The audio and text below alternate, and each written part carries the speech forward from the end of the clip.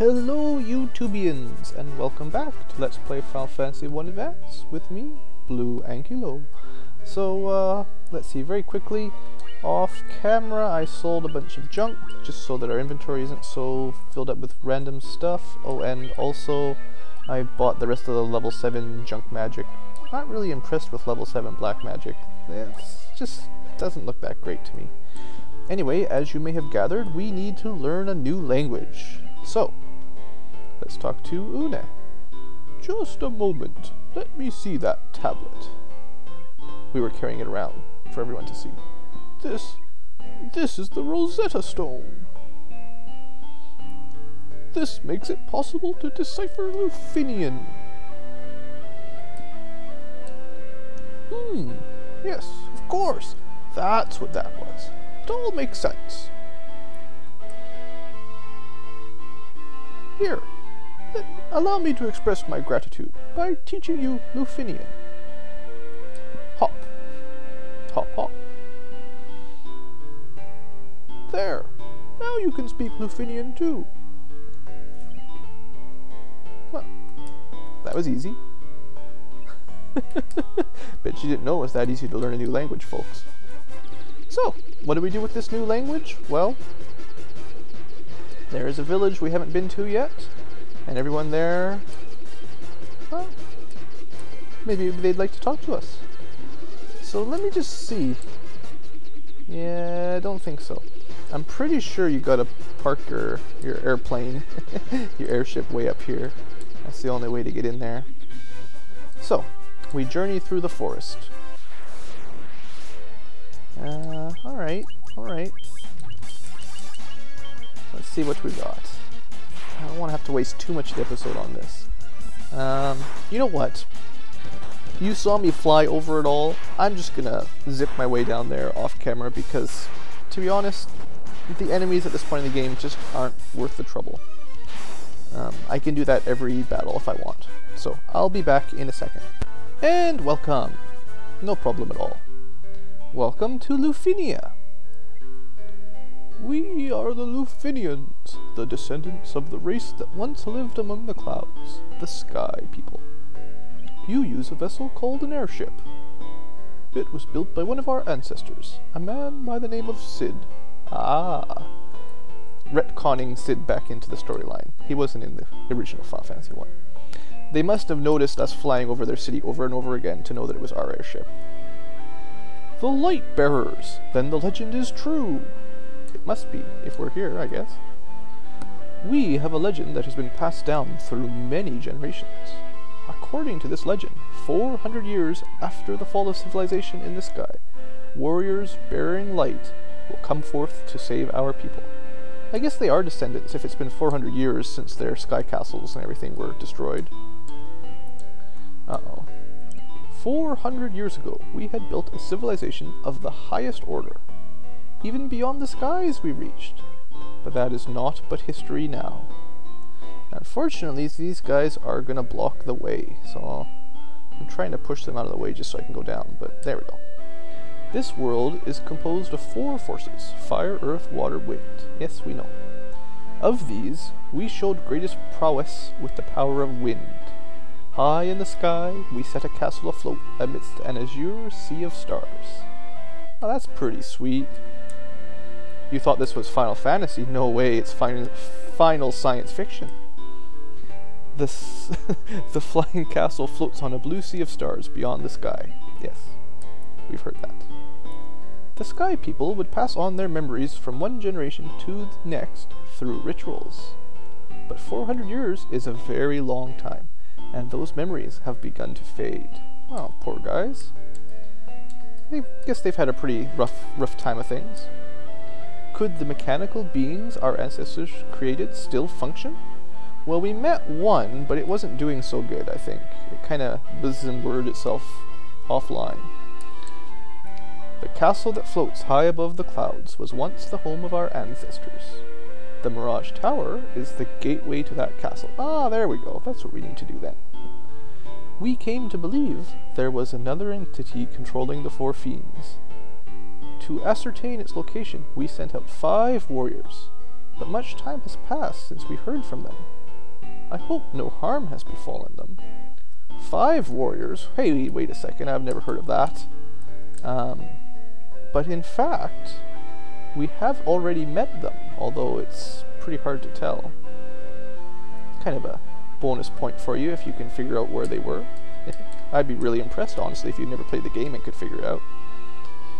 We fought a life-and-death struggle with Tiamat, the Fiend of Wind. But our power was not enough. To this day, her lair remains in the castle in the sky, the Flying Fortress. Now, I don't remember Tiamat being that tough if an entire race got wiped out, but we are the Warriors of Light, so we're much stronger than the average human. Before you leave, legendary warriors, take this chime with you. It will grant you passage into the Mirage Tower. Oh, thanks. You obtain the chime! That's the last thing we needed. Tiamat blocks the power of wind, the source of the Sky People's strength. Well, that's no fun. We placed our last hope in the 5 warriors we sent out. It's been said they fell victim to the curse of the fiends and were turned into bats. Now do you know who they are? You could figure it out if you really think hard and remember everywhere we... Hey, wait a second. What's going on? There's a hidden mage store. Thanks, I'll take that. And what's this? In the black mage? Oh, well, yes, of course I'll take that. If you didn't know how to get the last 2 level 8 spells, that's how you do it. Sorry, I interrupted whatever my line of thought was. Something about those 5 warriors and bats. Anyway, I'll see you back. Actually, you know, we have to go pick up the rest of our level 8 magic, so I'll meet you back in Gaia. And welcome back. If you remember our little level 8 magic shop, now we can use them, so let's load up. Holy, I guess that's probably really handy. That's your pretty serious attack spell. Now, Null All is pretty good, but it only targets 1 member at a time. Therefore, it's not my favorite, unfortunately. And I think we're just going to go with Dispel, because I might use that. I'm not sure how good it works, but it probably, if an enemy casts Null Blaze, it probably counters that. But, I don't know, in this game. And let's see. Do we want to stop everyone? Kill everyone, or kill 1 person? I don't know. Who knows? The only thing I know is that stopping them sounds kind of lame, so let's just worry about killing enemies. I probably won't even ever use those spells, to be honest. So, there we have it. We're ready to go. I guess I could show you the key item. We now have a chime, a dulcet chime of Lufinian origin, to go with our array of various items. We've never used the loot yet, though. That's interesting. Everything else has had its purpose, though, except the warp cube. What's that for, too? Alright. Although you might be able to gather, given that we're talking about spaceships and robots now, pretty much. It's time to visit the Mirage Tower. That's the closest location to land. Be a little bit careful in this desert. There's dinosaurs. I haven't actually showed you one on camera yet, I don't think. We could have fought one on the walk to the, I'm just trying to get one random encounter to give it a try here. We could have fought one on the walk to the Castle of Ordeals, but nope, no luck. Oh well. There are big dinosaurs, T-Rexy looking things.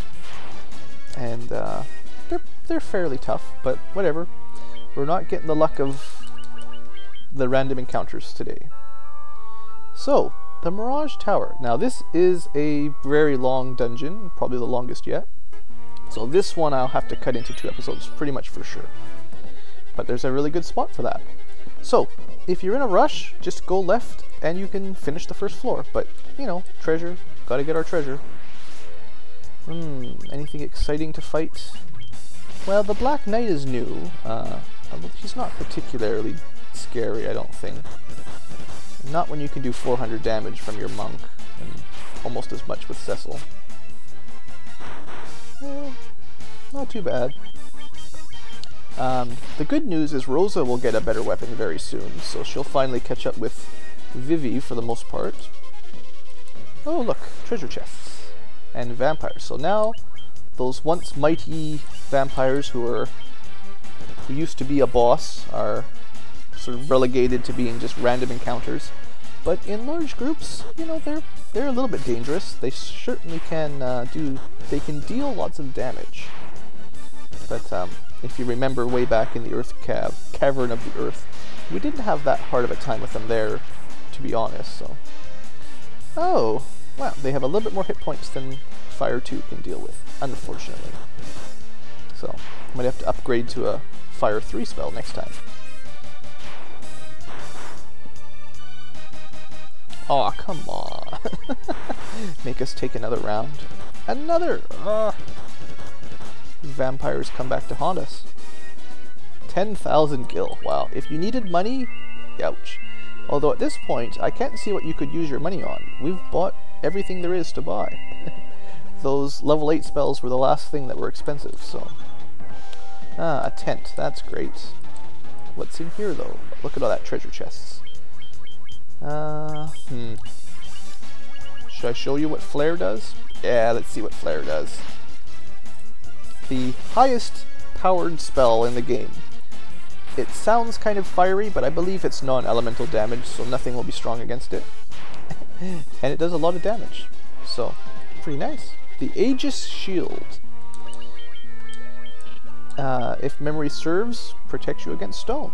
Well, that can't be bad. So now our Cecil, our knight, is also immune to being turned to stone. Okay, well this time we're definitely going to burn him a little bit better. So that means Sabin and Rosa are immune to everything, Cecil is immune to stone and death, and Vivi is immune to death. So he's sort of the weak link at this point, but much less to worry about for randomly being killed in one shot now, so that's good. These vampires are a drag. Alright, this should do it. It did it before. Yeah. Excellent. Experience, money, all that good stuff. Ah, a Vorpal sword. It sounds really cool. Vorpal, another one of those D&D sort of weapons. But it actually isn't that great. You know, not even as good as that axe that wasn't very good. And I don't think it has, you know, it has no use in battle, so. Unfortunately, a healing helm. Wow. I wish everyone could have a healing helm. Alright, so we got some more new enemies. We finally find some evil robots. If this is anything like a normal Final Fantasy game, they should be weak against lightning. Looks pretty likely. So that keeps those battles a little quicker. Right, the healing helmet. Not that great, unfortunately, but it does cast heal, so now we've got healing staffs and a healing helmet that all can heal you. I thought yeah, there's a robot over here that you can talk to. Master, we have waited so long. Since when are we the master? I don't know if because we've got the wind crystal that means the robots see us as the masters, but whatever. At least we're civilized, which might be new to them. Alright. Blast us some guardians. They're lasers. Yeah, you thought we were playing a fantasy game, didn't you? Final Fantasy. Ha! Now there's robots and spaceships and floating castles. Ha ha ha ha. Alright, and we'll never have to go through all that floor again. Even if we come back, that'll just be a short trip. Now, this second floor is very roundabout-y, unfortunately. You know, let's just try to get out of here. I don't know, they're all weak against maybe thunder, who knows. They can't kill us anymore, but they could turn Vivi to stone, so it would be nice to get away. And because there's so many, just battles go on and on and on. So this is one of those, gotta go all the way around the outside sort of levels, yay. Big, let's see, get it correct this time, counterclockwise direction all the way around. It's kind of a pain. What else was there to say? We're almost done the Mirage Tower though, so that's good news. It's not taking quite as long as I was expecting it might. Although these random encounters, they can drag you on. Now, I haven't decided exactly what I'm going to do after this. I think almost positive I'm going to do the bonus fire dungeon after this dungeon is finished. The problem is this, basically. If I go to the final dungeon and beat the end game boss, I could do that after this one, essentially. But if I do that first, then I have to sort of backtrack and do the bonus dungeons sort of as a side episode. Whereas the other option is if I do the bonus dungeons first, by the time we're done those, we'll be so overpowered that the normal final dungeon will be like silly easy, basically. Why am I fighting these things? I should just run away. That's silly. So I haven't decided yet if I want to do the final dungeon first and then the bonus dungeons, or the other way around. Either way, there's, you know, a bit of a pain, but either way, I'll make sure I record, you know, all the content this game has to offer. It's just a matter of what the order is. Oh boy, this is quite the treasure room. Mostly bunny, which is useless. Ah, there we go. Thor's hammer. Well, thank you. Pretty nice improvement. Not quite as good as the cat claws, I suppose, but Rosa can use it in battle for Thundera. And I don't feel so much... Oh, that's a good item too. I don't feel it's as cheap if an equipped item is used in battle. That I see as fair, because that's what the original game was like. So if you've equipped an item that you can use in battle and you use it, that makes some sense. I'm cool with that. But just using random items from the list over and over again, that's a little cheap. Now I picked up a couple things. The Sunblade, you know, very, very equivalent to the Defender. I'll use it for now just because we're going to get something better before too long. And the Dragon Mail, which is, I believe, the best physical armor in the original game.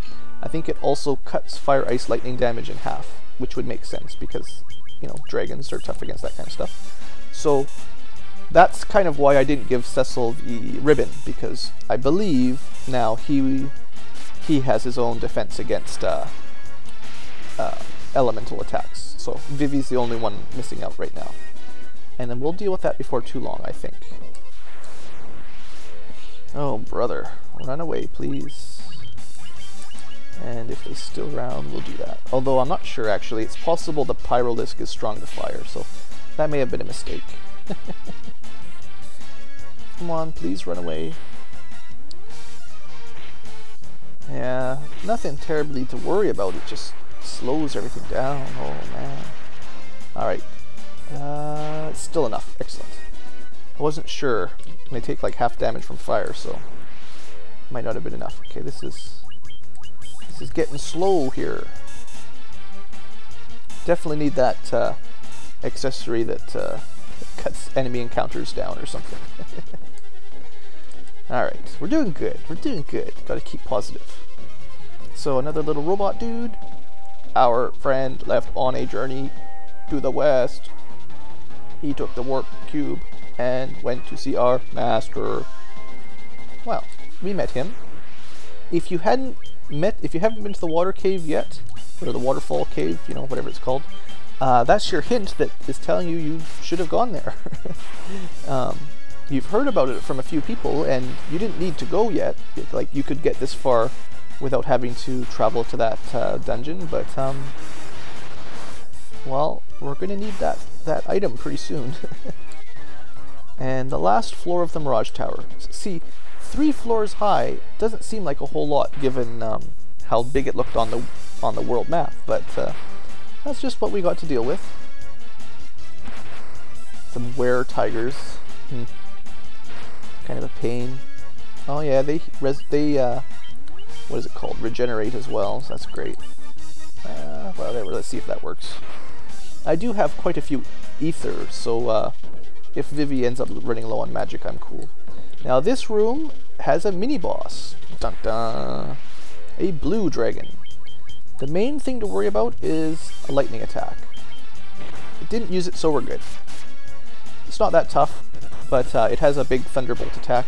Kind of like one of those bonus bosses we met. But as long as you kill it quickly, you're fine. Use the warp cube to travel beyond the sky. It will take you to the flying fortress. Ah, excellent.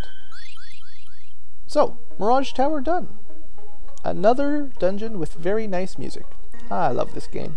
Anyway, I'm going to wrap this episode up, and seeing as we can save anywhere, might as well save right here. Thanks for watching, and I hope you enjoyed. We're getting close to the end of this great game, and I'll see you back for the next episode. Have a great day.